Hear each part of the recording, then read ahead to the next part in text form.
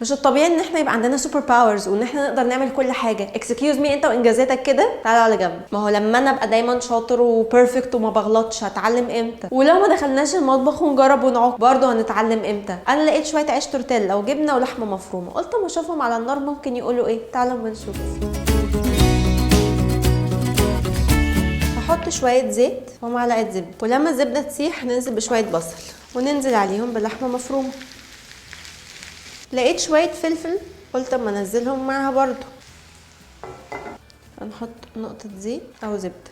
لقيت عندي عيش تورتيلا هحطها كده، همسح الاول وهنزل عليها باللحمه، هعمل نصها بس، هنزل عليها بشويه جبنه مبشوره موتزاريلا او تشيدر. هسيبه يتحمص من الناحيه دي، اول ما يتحمص هقلبه على الناحيه التانيه. انا كنت متخيله طعمها، متخيله انا هعمل ايه، بس الريزلتس دي اللي انا ما كنتش عارفاها. عادي نعك، عادي ما تطلعش زي ما احنا عايزين، مش لازم يعني كل شغلنا يبقى فاخر من الاخر. عادي تخيش مننا سيك، محدش فينا مثالي ومفيش حد فينا بيعمل كل حاجه بيرفكت. ولو شفتوا حد بيعمل كل حاجه بيرفكت اتاكدوا ان مش دي الحقيقه، هو بس عارف يقنعكم بكده. بس لو دعبستوا وراه هنلاقي ان هو بيغلط زي اي انسان. طبيعي ان احنا نغلط ونتعلم من الغلط. بس ده مش معناه ان احنا ما نفضلش نحاول نبقى احسن، نتحدى نفسنا عشان نكتشف قدراتنا، نتحط في مواقف اكبر مننا عشان نتعلم. وروني بقى قدراتكم في اللايك والشير.